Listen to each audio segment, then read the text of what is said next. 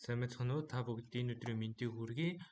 Өнөөдөр дэлхийн томоохон технологийн компаниудын ярилцлагын тэнцэх 150 өдрийн чаленжийн дараачийн өдөр эхэлж байна.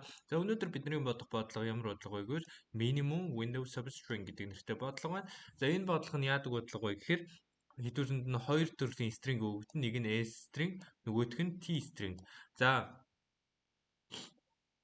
тэгэхээр бид нар юуг олох хэрэгтэй вэ гэвэл хамгийн богино substring одоо энэ T дотор агуулсан байгаа энэ үсгнүүдийг агуулсан хамгийн богино substring буюу хамгийн богино тэр текстийг нь олох нэ. Одоо за жишээ нь биднэрт энэ текст өгөгдсөн байна. Энэ текст өгөгдөнгөнд хэдүүлээ бичээд үзье. A D O B E C O D E B A N C. За T string нь бол биднэрт бол A B C гэдэг өгөгдсөн тий. За эхнийх нь сарыг A бол байна. За дараа нь D O B гэ. За A B хоёрыг олоод авчихлаа тий. За тэнгүүд хэдүүлээ E C гэ. За A B C гурван ингэ олоод авчихлаа. Одоогоор бидний хамгийн богино string бол одоо ABC-г агуулсан хамгийн богино string бол нийт 6 аюуттай string байна тий. A D O B E C гэдэг. За ингээд юу яагаад агуулсан? За дараа нь гэтээ энэ бол хэдүүрийн өнөдөө хангалттай биш шүү дээ. За тэнгууд хэдүүрээ яах вэ гэхээр юугаа ярилцгаад үзье. Нөгөө нэг бичсэн substring-ийг ярилцгаад үзье. Тэнгууд D O B C B E C гэд юунаас ихсүүлээд D-гээс ихсүүлээд үзье. Тэнгүүд A нь байхгүй ч байгаа учраас энэ 6-ыг шинжлэх ямар ч юу байхгүй шүү дээ, тийм. Тэнгүүд хэдүүлээ баруун тишийг явнаа. A хүртэл одоо явна шүү дээ. O D E B A гэд. За одоо хэдүүлээ A B C гэдэг гурван юутайгаа болоод авчлаа, тийм. Гуравтайгаа болоод авцсан юм чи одоо хэдүүлээ энийг ярилцах чагаад одоо өвтгийг үзнэ шүү дээ. Өвтөө A B C бол 3-аас ол байна тий. За тэнгүү дахиад ийшээ явуулсаа B рүүгээ явуулсаа B дээрөөс дахиад байна. За тэнгүү дахиад ийшээ явуулсаа E дээрөөс байна. C дээрөөс байна. За тэнгүүд хэдүүлээ яаж юм хэрэг өв дээр ирэнгүүт одоо нөгөө нэг A B C гэдэг зүйл нь байхгүй болоод ирж шүү дээ. Тийм учраас хэдүүлээ баруун тишийг явуулнаа. Баруун тишийг явуулаад энэ хүртэл явуул. За тэнгүүд энэ хүртэл явуулаад ирэхээр A B C гэдэг гурван string нь гараад ирлээ. Тэнгүүд D E B A N C дараа нь E B A N C B A N C гэдэг хэдүүлээ B A N C гэдэг энэ string-ийг гаргаад авчнаа гэж ойлгож байна. За ерөнхийдөө энэ бодлогын хувьд бол яг ингээд бодлогын нөхцөл бодлогын тавилт бол ойлгомжтой амархан юм шиг санагдаж боловч энэ бол lead code дээр hard төвчний бодлого байгаа. Тийм учраас энэ бодлтын хувьд бол тийм амар бодлого бол биш ээ. За гэхдээ мэдээж яаж бодохоос шалтгаална. За хамгийн ихсээд за хэдүүлээ бодолт руугаа оръё. За тэгэхээр хамгийн ихсээд яах вэ гэхээр хэдүүлээ за ингээд юу яагаад авчий. За ингээд бичээд авчий те ямар ч байсан. Тэгээ энэ бол бидний дотор нь хайх гэж байгаа string. Энэ бол бидний зориултад string байгаа шүү дээ тийм зориултад тоо. За ихсээд хэдүүлээ A B C гээ тоолчих. Ямар ч байсан тийм. Ямар ч байсан одоо энэ T дээр байгаа string-үүдэд тоолчих. За A бол 1 ширхэг, B бол 1 ширхэг, C бол 1 ширхэг байна гэдээ хэдүүлээ тоолчихсон.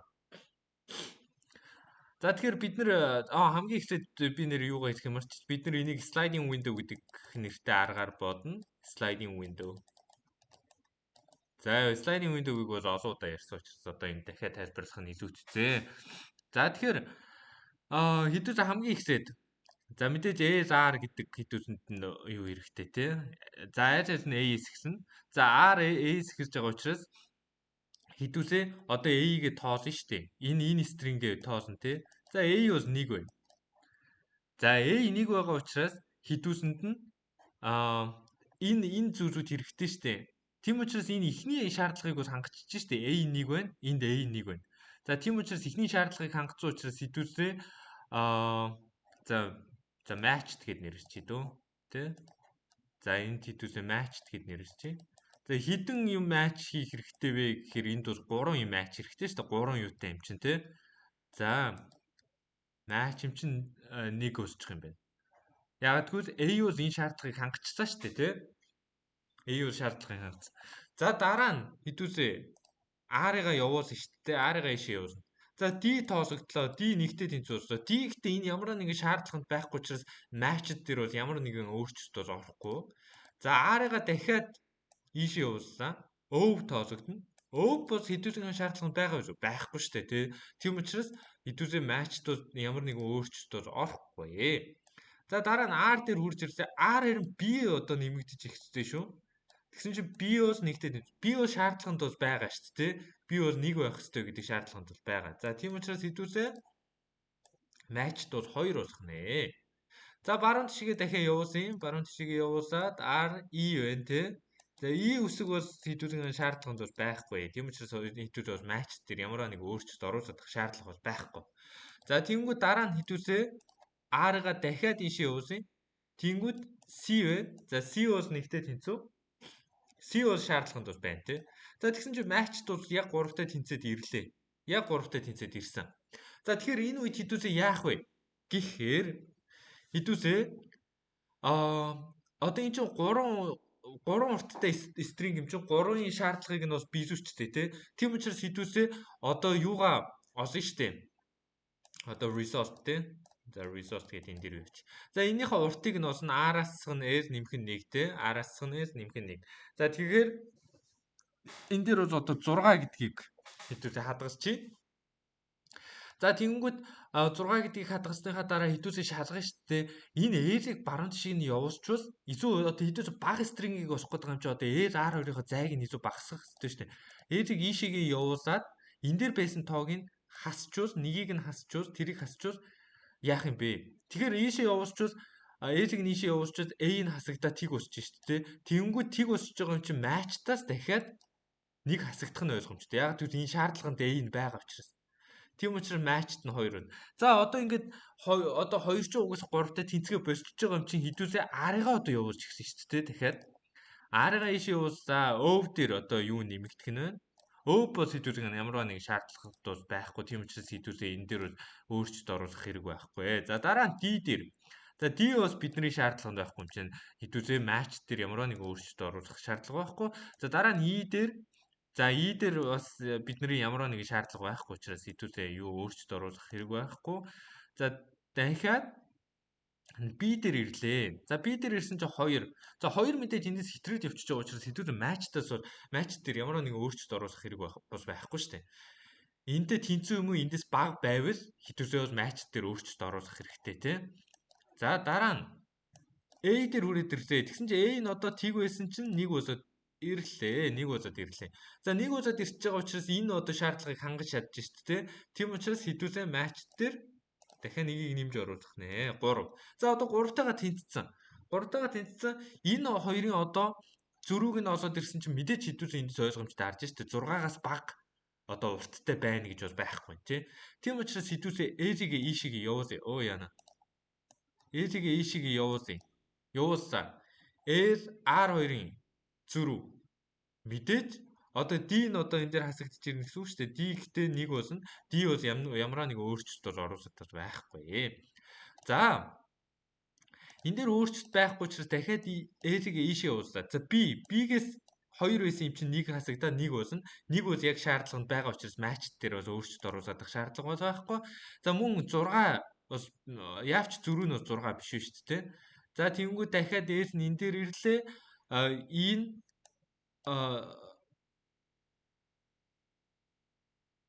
за сая бол өвөг нь хасагдах хэрэгтэй байсан юм байна шүү дээ. Тэ? Би бол андуура сая одоо бол 1 гэж одоо юу нь болох юм бэ? За тэгэнгүүт E бол угаасаа ямар нэг өөрчлөлт байхгүй C дээр ирлээ. За тэгэнгүүт E-гийн юу бол 1 болох нь байна. За тэгэнгүүт C дээр ирлээ. Энэ хоёрын зөрүүг нь олсоо яг 6-тай тэнцүү байна. За тийм учраас энэ дээр бол ямар нэг өөрчлөлт оруулах шаардлага байхгүй. Дараа нь L нь O дээр ирлээ. Тэнгүүт C одоо хасагдаж ирэх ёстой шүү дээ. Тийм учраас C хасагдаад тийг болох нь байна. За тийг өсөж байгаа учраас хэдүүлэн матчд бол өөрчлөгдөх ёстой шүү дээ. Матчд бол өөрчлөгдөд 2 болох ёстой. За матчд өөрчлөгдөд 2 болсон юм чинь хэдүүлээ R-ыгаа одоо баруун тишээ нь явуулж гисэн шүү дээ. R-ыг баруун тишээ явуулсан N. За N бол шинэ юу? N бол тэнцүү тэнцүү 1 босгох нь. За тэг гэж би андуурч байна. Тэнцүү 1 босгох нь. За тэнгууд дараа нь R нь дахиад C рүү орно. За C бол одоо энэ дээр тийг байсан юм чи. Одоо энэ бол 1 болж орж ирэх нэ. За энэ хоёрын одоо бүх одоо шаардлагыг хангачиж байгаа шүү дээ. Одоо matched нь бол 3 болоод ирнэ. За бүх шаардлагыг хангачиж байгаа. Тийм учраас одоо 6-аас бага байна уугүй юу гэдгийг олсон. За мэдээж бага биш байна. За хамгийн сүүлд мэдээж бид нар мэдж байгаа хамгийн сүүлд энэ дээр ирээд дууснаа гэдгийг хэлж мэдж байгаа. Тийм учраас race нь 4 урттай болох нэ. За мэдээж бид нар эхлэх цэгийг нь мэдэх ёстой. Тийм учраас ямар нэгэн одоо бага урттай string таарах болгонд хэдүүсээ нэг start гэдэг зүйлийг аваад start дээрээ хэдүүсээ age-ийг хадгалаад яваад хахад бол болох нь шүү дээ. Тийм учраас age-ээсээ энэ урттай string хүртлээр явуулахад хэдүүсийнх нь хариу гараад ирэх юм байна. За ерөнхий бодлогын санаа бол ийм. Тэгээд мэдээж hard төвшний бодлого учраас ойлгоход бол тийм бол амар бол биш байгаа. Тийм учраас дахин үзэх хэрэгтэй. За хэдүүсээ коучцоод үзвэл бас илүү ойлгомжтой болох хаа гэж найдаж байна. За хэдүүсээ коучцоод үзье. За ерөнхийдөө бол биднэрт юу хэрэгтэй вэ гэвэл мэдээж vector хэрэгтэй. За vector-оор хэдүүсээ тоолно шүү дээ, тийм. Ихсээд тоолно. За тэнгууд vector нь ямар байх ёстой вэ гэвэл 128 одоо тэмдэгт байгаа. Нийт 128 тэмдэгт байна. За 128 тэмдэгтийг нийт одоо бодох тийм хэдүүсэнд нь vector хэрэгтэй. За энэ count s гэдэг нь болохоор s string-ийг тоолно, энэ урт string-ийг тоолох нөгөө нэг одоо window яг хийх юу нэг гэсэн үг. За дараа нь count t гэдэг t-гээ тоолох. За 128 тэмдэгттэй. За тэнгууд хэдүүсээ t дундуур юугаа явуулчих. Тэнгууд за ингээд хэдүүсээ t-гээ тоолчлаа тий. Тэнд a бол 1 байна, b бол 1 байна, c бол 1 байна гэдгээ тоолчихсон. За тэгээ дараа нь хэдүүсээ одоо нөгөө жинхэнэ юугаа ихсэн штэ. Window ихсэн тий. За start гэдэг юу бол яагаад байгаа гэдгийг бол би сая тайлбарлаж өгсөн. Яагаад гэвэл start гэдэг дээр тухайн string хаанаас эхэлж байгаа юм бэ гэдэг тэр юуг нь хадгалах нь байна. За хэдүүсээ дараа rec гэж. За rec дээр хэдүүсээ шаардлагатай тий. Ийм тооны юу таарах шаардлагатай шүү гэдгээ хэдүүсээ юу яагаад явуулчихж байгаа. За тэнгууд matched гэдгээ тгээс ихсүүлсэн. За мөн хэдүүсээ за mean line хичээ тий. За mean line-ээ тгээс за mean line-ээ тгээс ихсүүлж болохгүй тий. Mean int max-аас ихсүүлэх хэрэгтэй. За дараа нь яах вэ гэхээр за мэдээж энэ бол s-ийн length-ээс бага байх үед ажилланаа гэх. Ингээд юу ачиж байгаа. За тэгэхээр хэдүүсээ одоо яах вэ? Хамгийн ихсэд R дээр байгаа тэр string-гээ хэдүүсээ тоолох хэрэгтэй шүү дээ. Count s-ийн s R дээр байгаа тэр string-ийг тоолоод хэрвээ count s-ийн s R дээр байгаа string нь count t-ийн s R дээр байгаа string-ээс ийм байвал хэдүүсээ яах ёстой вэ? Хэдүүсээ match-та нэмэх ёстой тийм. Match-та нэмэгдүүлээд явах ёстой. За match-та нэмэгдүүлж явсаар байгаад хэрвээ match-т нь rect-тэй тэнцүү болоод ирэх үед хэдүүсээ юу шалгах ёстой вэ гэхээр mean length нь R-аас хасган s нэмэх нь 1-ээс их байна уу үгүй юу гэдгийг хэдүүсээ шалгачих ёстой. За тэгээд хэрвээ их байвал хэдүүсээ mean length дээр одоо шинэ уртаа хадгалах ёстой шүү дээ. Шинэ уртаа хадгалаад start-ыгаа s-ээс ихсүүлчих ёстой тийм. За энэ процесс явсаа тэнгүүд хэдүүсээ одоо тэр s дээр байгаа юугаа одоо юунаас хасч за count s-ээс l дээр байгаагаа хаслаа. Тэнгүүд хэрвээ count s дээр байгаа одоо юу нь s нь count t дээр байгаа s-ээс эрс бага болсон байх үед хэдүүсээ match-тыгаа хасч явах ёстой. За ингэж хассны дараа хэдүүсээ бол s-ийг нэмэгдүүлэх ёстой шүү дээ тий. За ерөнхийдөө бол ингээд за тэгээд хэдүүсээ mean length нь хэрвээ int max-тайгаа тэнцүү болвол яана. Int max-тайгаа тэнцүү болвол хэдүүсээ зүгээр хоосон string буцаач шүү дээ. Харин тэнцүү биш болвол хэдүүсээ юг буцаах ёстой вэ? Хэдүүсээ s-ийн за substring те substring Start-аас эхлээд me link хүртэл явуулах. Энэ юу буцаах ёстой. За, бодолд ажиллана гэж найдаж байна. За, харцгаа хэдүүлээ. Юу болох нь вэ?